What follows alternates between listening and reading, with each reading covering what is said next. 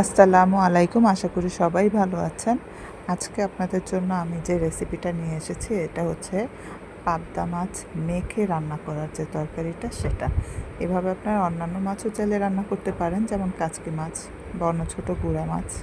তো আমার যখন খুব বেশি তাড়াহুড়া থাকে, ঝামেলা থাকে, বা হয়তো অন্য কোনো ধরনের তরকারি রান্না করা আছে, সে অল্প পরিমাণে তরকারি আমার লাগবে, তখন আমি সাধারণত এই ধরনের রান্নাগুলো করে থাকি। বেশিরভাগ সময় ঝটপট করার জন্যই আমি করি। তো প্রথমে আমি মাছটাকে খুব ভালো করে ধুয়ে নিয়েছি, আজকে পাবদা মাছটাকে।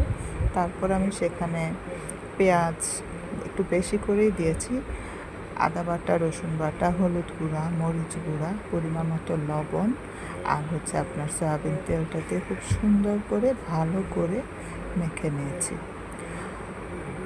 মেখে নেওয়ার পরে আমি সেখানে দিয়ে দিচ্ছি পরিমাণ মতো পানি।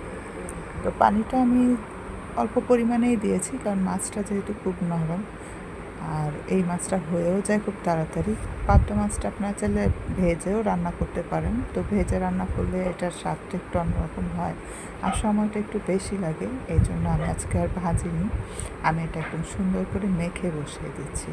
তারপর আমি চুলাটা জ্বালিয়ে দিলাম, আর এরপর আমি জাস্ট ঢাকনাটা দিয়ে ঢেকে দেব। এখন আর আমার কোনো কাজ নেই, জাস্ট ও নিজে থেকে হতে থাকবে। তো যখন খুব ঝামেলা থাকে, বিশেষ করে বাইরে কোথাও যেতে হবে, খুব শর্টকাট আমি এটা রান্না করে ফেলি।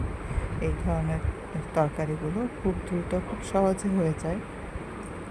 এরপর আমি একটু ধনেপাতা কেটে নিয়েছি, আর আমার তরকারি প্রায় অলমোস্ট হয়ে গেছে। আর অবশ্যই মনে রাখবেন, যখন আপনারা নাড়া দেবেন তখন একটু সাবধানে নাড়া দিতে হবে, কারণ এই মাছটা খুব নরম হয়, আপনার ভেঙে যাওয়ার একটু ভয় থাকে। এই জন্য একটু আস্তে ধীরে সাবধানে নাড়া দেবেন। আর বেশিরভাগ সময় আমি নাড়া না দিয়ে কড়াইটা ধরে বা পাতিলটা ধরে একটু ঝুলাই। তো ঝুলানোর ফলে হয় কি, মশলাটা সুন্দর করে মিশে যায় চতুর্দিকে, আমার নাড়ার কাজটাও হয়ে যায়, আবার মাছটাও ভাঙে না। আপনারাও এভাবে করে দেখতে পারেন। আমার তরকারিটা প্রায় হয়ে গেছে। এখন আমি তরকারিটা নামানোর আগে জাস্ট ধনেপাতাটা ছড়িয়ে দেব।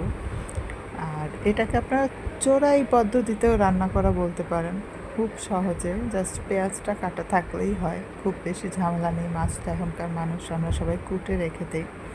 তো খুব ঝটপট, খুব সহজে আপনারা এই তরকারিটা এইভাবে রান্না করে দেখতে পারেন। খেতে কিন্তু খুবই সুস্বাদু হয়, এমন না যে এটাতে মশলার গন্ধ আসবে। তো আপনারা বাসায় করে দেখবেন। আল্লাহ হাফেজ।